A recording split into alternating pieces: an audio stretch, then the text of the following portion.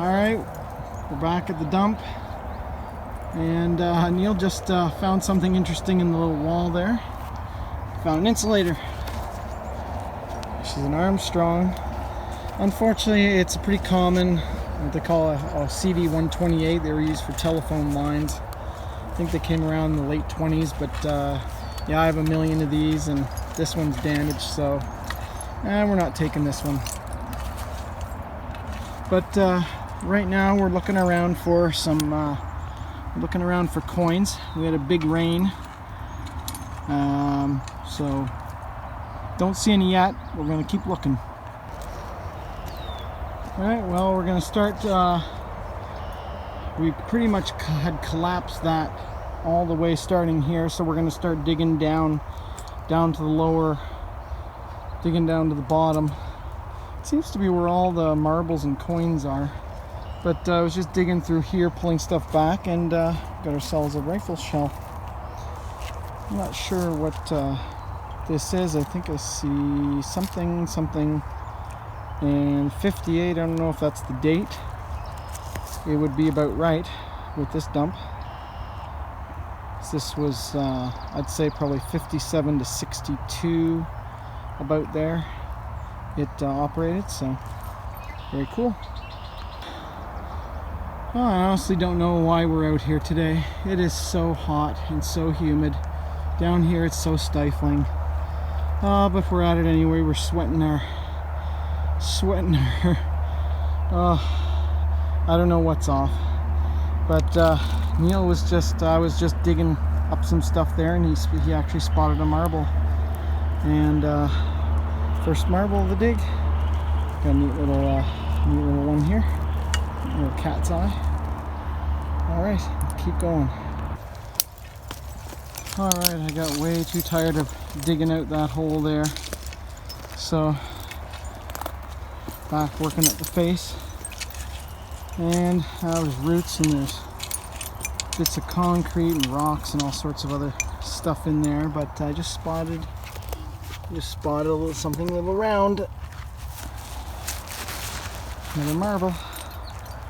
A little cat's eye, number 2. Very cool. Oh, we're getting into a whole bunch of springs and rusty stuff. Neil just had a pile of coat hangers come out of his, and we got some nice chunky copper scrap. Always love that stuff. Well, I'm seeing some roundage number 3. Looks like it might be a yellow cat's eye, this one. Yep. Very cool. Looks like we're getting into a little pocket of them, maybe. Very cool. We are losing daylight. It's almost time to get going. But Neil just popped this out. It's a very cool marble. We've had cat's eyes all evening, and now we have one of these type.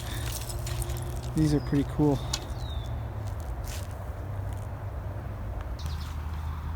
Alright guys, we're back at the dump.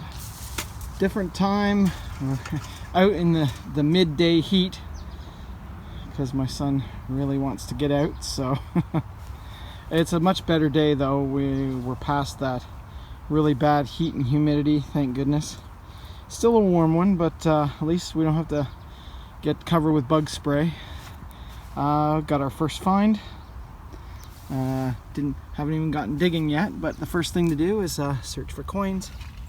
And I see a penny, and it looks like it's probably not in too bad a shape. Looks like it might be. Oh yeah, I can see it now. Got ourselves a young Lizzie. I mean, that's the youngest coin you're gonna find here. And there we go. It's actually not bad shape. 1955. Pretty cool. Yeah, I think this operated till about 1962, so yeah, not gonna find anything newer than that. Oh, we just got started and Neil's on the copper scrap already. That's a nice piece of tubing. Yeah, you know what, I probably make more money make more money digging dump than I ever do metal detecting, unless it's a valuable old coin. But yeah, I mean, probably come out with at least $5 to $10 in scrap each time, which all adds up. Alright, Neil's in behind a pile of metal over there, pit of a car part and old mattress and stuff, and we just pulled out our first cobalt today. Pretty cool. Probably an old Noxzema or something, like skin cream of some sort. Very cool. Well, that's one of the tiniest little bottles I ever did see. Wow, that is very cute. It's got to be some sort of perfume. They seem to be the smallest bottles from way back when. Huh. Very cool. Probably not even a ½ ounce. Well, Neil's cleared all that area around. We pulled all that old mattress stuff around, but there's still, I think that's the top of a, that's right, the wipers were on top. So that's the hood, or not the hood, but the top of the cab of the car right there. And we're trying to get that off. I know it seems to be a little bit embedded, so we might have to dig our way there. But Neil found this cool little thing over here. It's what does it say? It says BD Yale insulin. It's a little glass tube. I guess you would I guess the stuff would be in there and you'd take it up and then inject it. Pretty darn cool. When I started digging into some territory, we dug the surface stuff, but down deep near the bottom we haven't dug, so we're working our way. Just turned out a couple intact bottles, and this one's a little bit notable. It's a Tamblin.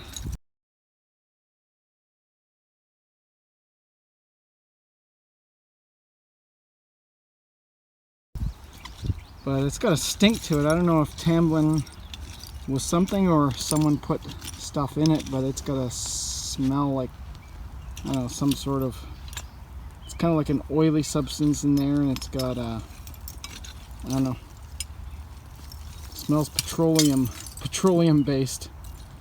Pretty crazy. It's kind of oozing out the top because the lid's rusty, so I'm just going to pull that off and dump it out. Ugh, nasty. Alright, we're getting into that undug layer. We probably only have about a foot thick of it after we've dug out the top part, but we're into the stuff that's right at the base on the clay. And Neil was just mentioning cobalt, and as soon as he said that, this thing appeared. Weren't sure if it was just blue and liquid on the inside, but no, it's actually like a, it's like a light cobalt. It's like a light cobalt color. I'm not sure. It has some sort of little thing inside, like a spout or something. Maybe it was probably some sort of perfume or aftershave, but pretty cool. Oh, now that's the kind of scrap we're looking for. Look at the thickness of that. That's solid copper wire. I mean, we've been finding insulators in here and some other stuff, so the electric utility definitely did some dumping in here way back in the day, and yeah, they dumped little bits. It'd be awesome if we could find a roll of stuff like this. Man, that would be a huge payday. And Neil's digging under that root mass. He's desperately hoping for an ACL pop, but instead he got corona. Haven't we had enough of this already? This one's an improved corona. Yeah, let me tell you, corona's no fun. Had it a few weeks ago. Not good. Still got a little bit of a lingering cough from it, unfortunately, but yeah, fun and games, fun and games. Oh, Neil's getting down into that deep part where I was digging. I think he just pulled out a piece of I don't know, big something or other. But he just pulled out this cute little kitty. And it doesn't look like it's even broken or chipped. which is very nice. So he'll give it to his sister because she loves kitties. Very cute. This one's interesting. Looks just like one of the tree tags I use at work, except it's brass and it's personalized. Says horn on it. Huh, very cool. Must have been I don't know what it would have been for, but pretty cool though.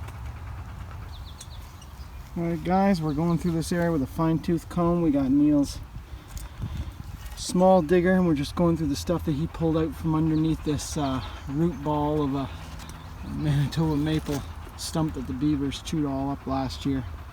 And got ourselves another marble, another one of these yellow ones. Actually, I don't know, this is a white and yellow one, so maybe we haven't found one of these recently, but pretty darn cool. Alright, battery's getting low, so we're gonna have to film these things together. We just got this I don't know, I think it's a cake cutter, but it's it looks like it was silver plated because there's it's definitely brass something, and you can see some ornate design on it. It's definitely from a fancy cake cutter or something. It's funny, it's got a saw edge on it. And then we got this nice cobalt vitrinol and this other really cool cool marble. That's neat. That's very cool. I've never seen one like that before.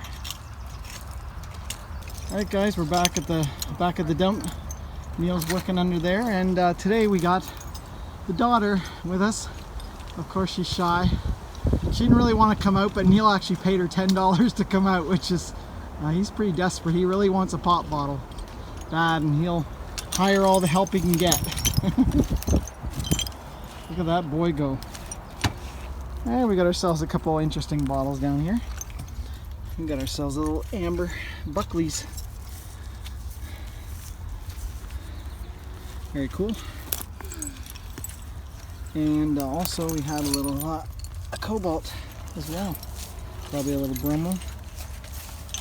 Now we're getting into the bottom of the dump here. Well, hopefully we're working our way towards that. I think it's a truck cab, but hopefully we can find some pop bottles there. Oh, getting down under there, we pulled out some interesting iron stuff, but we pulled out a big iron thing and got ourselves an axe head, which according to Pop Can Dan, that means this is the axe hole.